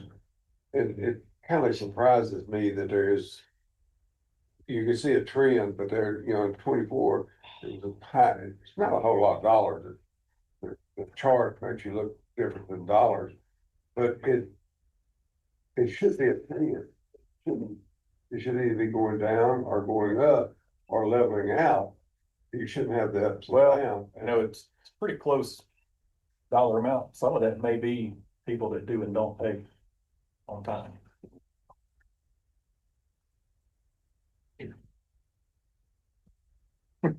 Pay your taxes in October. You're supposed to do that. It goes up for sale. And so I don't, it just looks like with the mercy of the county. I will state on the timber severance tax, that we have seen that trend going downward on it. Yeah, that's the way it should be, because it's using less products, and I see that, I understand that one. But this one, I was just curious, and when I would assume that we're just at the mercy of the county on it, if they collect, and then report to us. And, yes, you get problems with county levels with the graders and the assessors. Well, that should show up on a county audit if they're. Yeah, that's what it is, state audit. Yeah. We auditing counties, that's where it ought to show up. Nobody's demand of it if you're experiencing it. You're advocating for it. I haven't seen, my experience of it, always they audit the obvious things and things that they should be audited here, not there. So I just don't. A lot of issues. Yes. Further questions? Thank you, Liz. Things.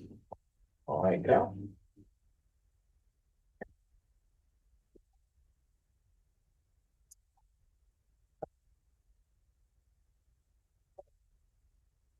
Well, I just always like to lead off with how proud I am of our staff and districts and the nursery at the state forest here at the state office, rural fire, all of our programs, aviation, dispatch. I mean, everything is overall is going really well. And I'm just really proud. I've been here, I'm telling Mr. Ray, I've been here for 2 years as of last week. So just really proud of where we are, the support we've had from the state, the governor, Secretary Ward. Just really, really optimistic about where we're headed.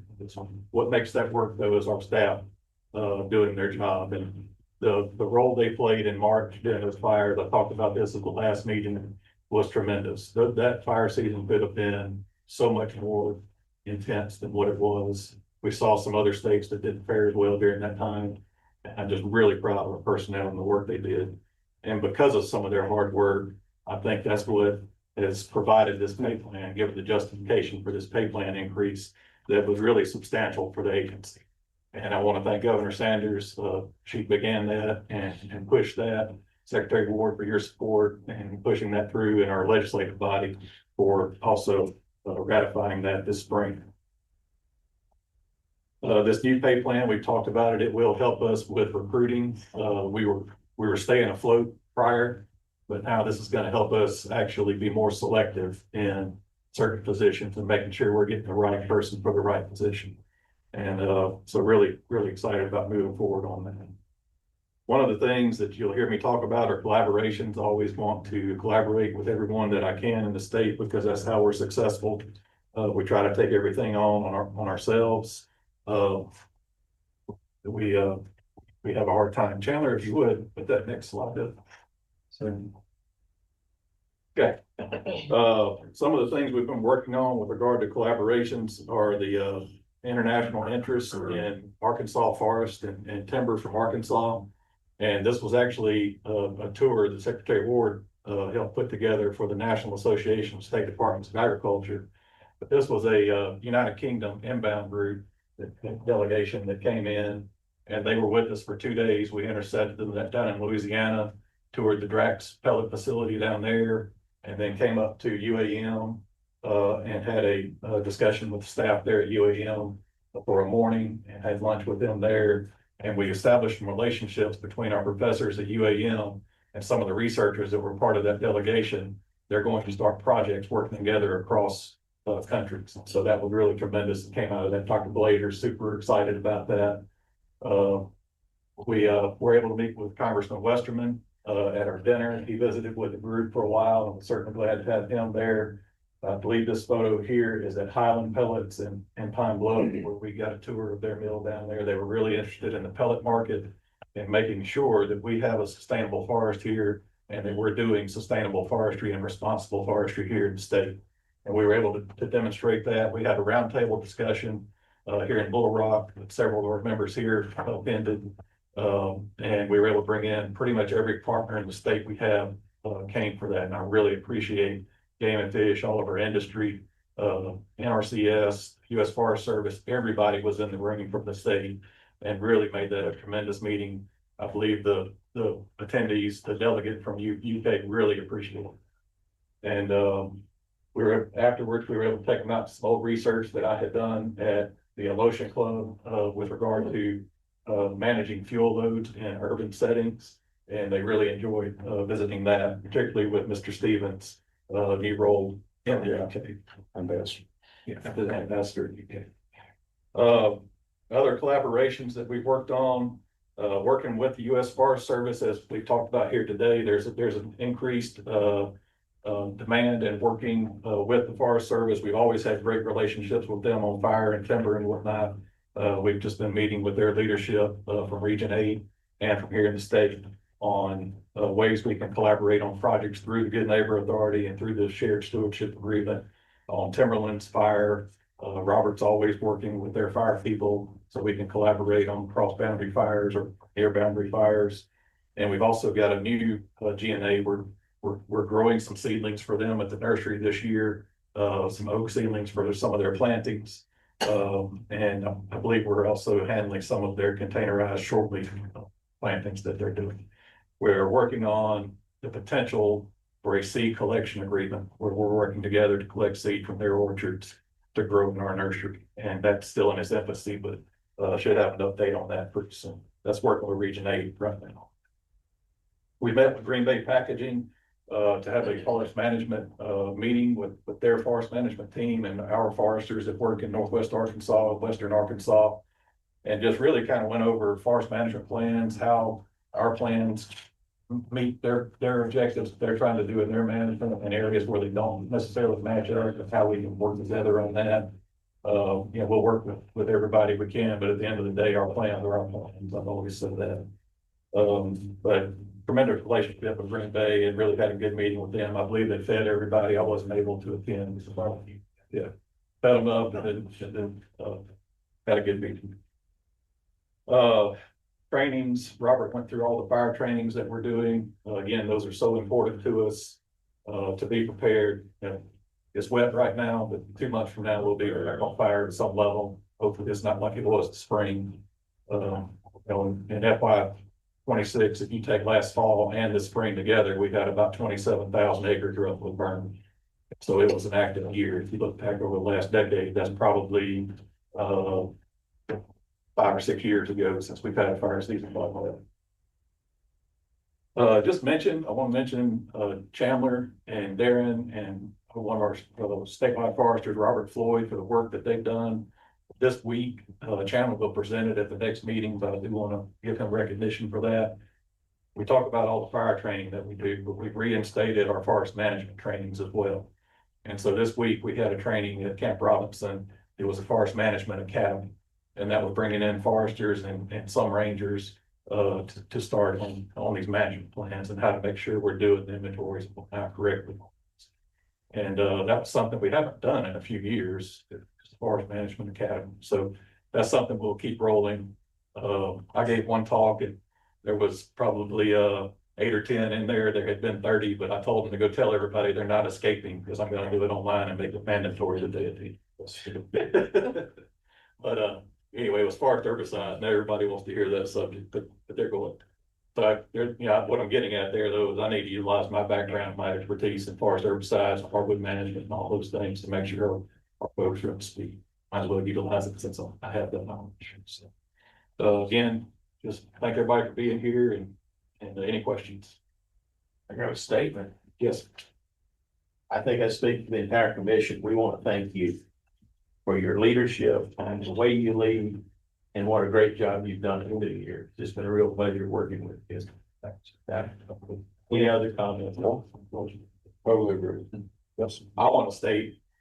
So I want to do this. I'll let you do it, but you have done a fantastic job with what you came into and the progress we've made through difficult conditions. And the department's better today than it was when you got here. That's it. That's the evaluation of a great leader. That's Appreciate it.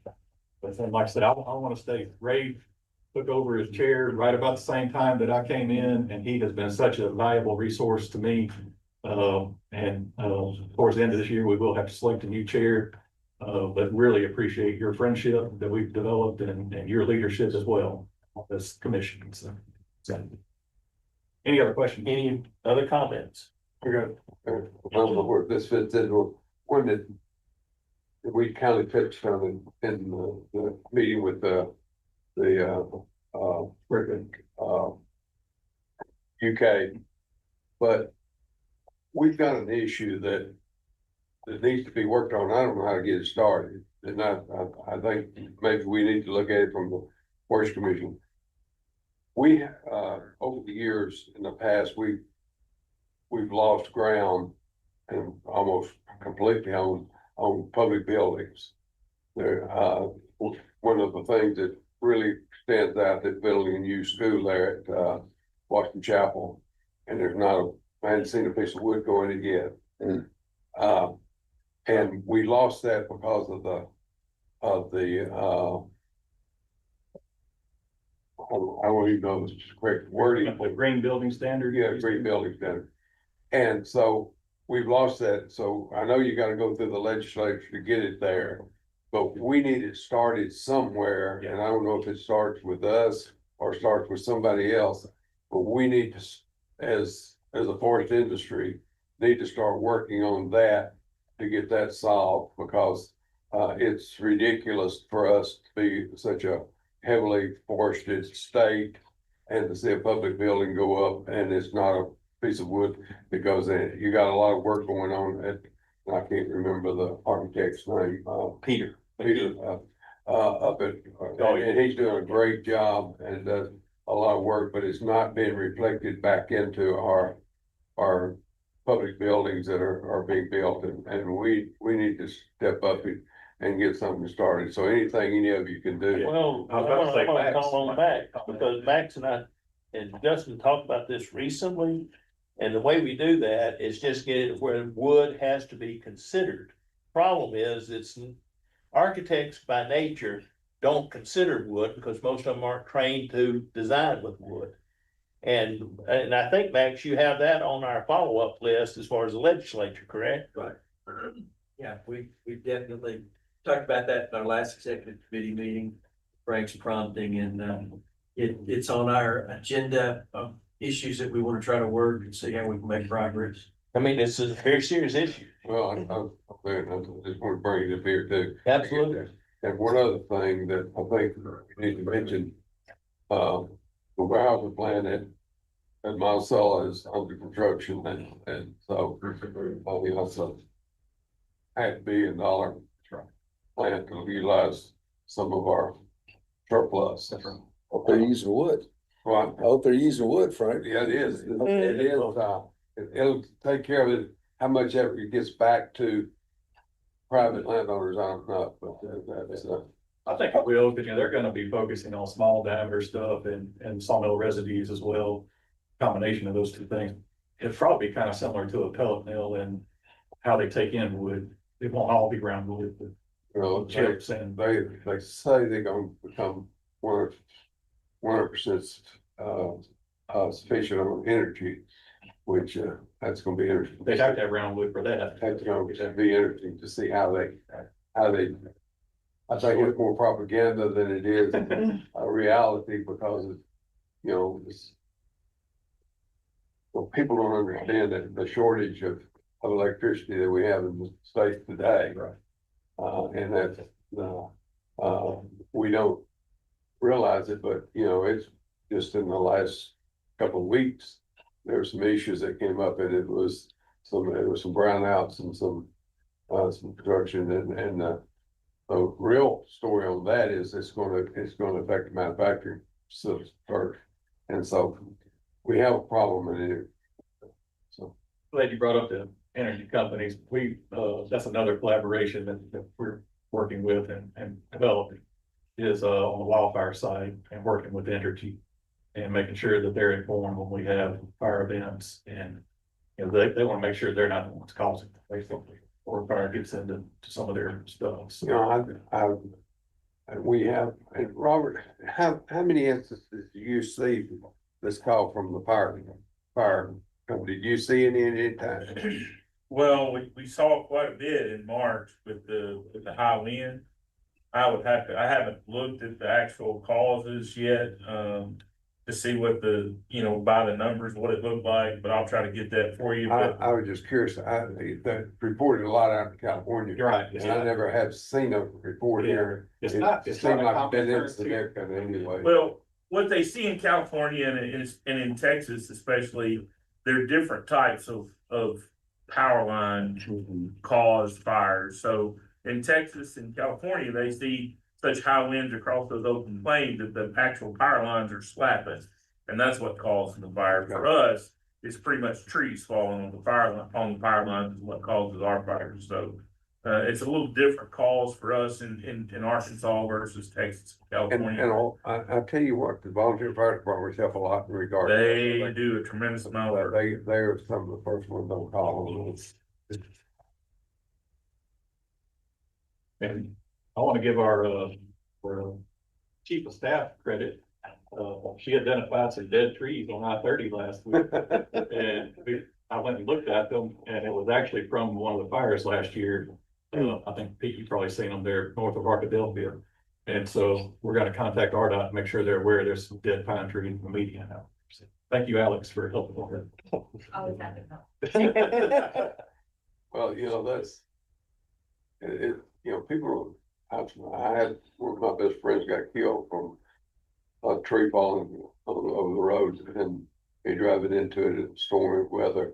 And RDOT does not do a good job of the right-of-way trees.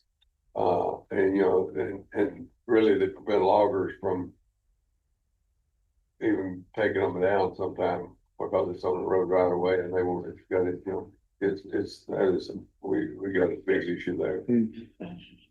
They've done a lot of clearing on I-30. They did that, you know, they worked on the side of the road, but the secondary roads is where you probably. Oh, yeah, secondary road. All right, we have one more item of business, bylaws. Yes. Oh, yeah. Sherry. Okay. In the last legislative session, the Freedom of Information Act was. This was in your folder, if y'all get, just make sure, but go ahead. In the last legislative session, the Freedom of Information Act was amended to specify that certain requirements must be met in order for governing body members to be counted for a quorum or in order to be able to vote. So we have, Paul and I have worked together and we have updated the bylaws to include the requisite provisions of the new law. Or online attendance, correct? Yes, Or sir. virtual attendance? Yes. Right. And so I believe Kyle put the new updated bylaws in your packet. And we're gonna ask that, you guys, vote. Yes, a couple of things to note here, with the exception of administrative hearings, we would require those to be in person, other than that. That's not most of it. I mean, but basically, the bylaws are just making us in compliance with the law. Yes, sir. Is what it is. Yes, sir. So I'd ask for any questions anyone might have. Make a motion to approve. Perfect. Second. Any discussion? Please say aye. Any? Opposed? Okay, so our bylaws are now updated. Okay, then, as a reminder, our next meeting is Friday, October the 10th, here in Little Rock at 10 o'clock. Ray, I have a conflict on that day. I'm just letting you, I will not be able to be here that day. Anything else? They get a motion to adjourn. So move. Second. Second. Stand adjourned. Thanks, everybody. Recording stopped. Oh, yeah, please stay for lunch. We have lunch right outside the hall of the meeting. Good morning. Everything.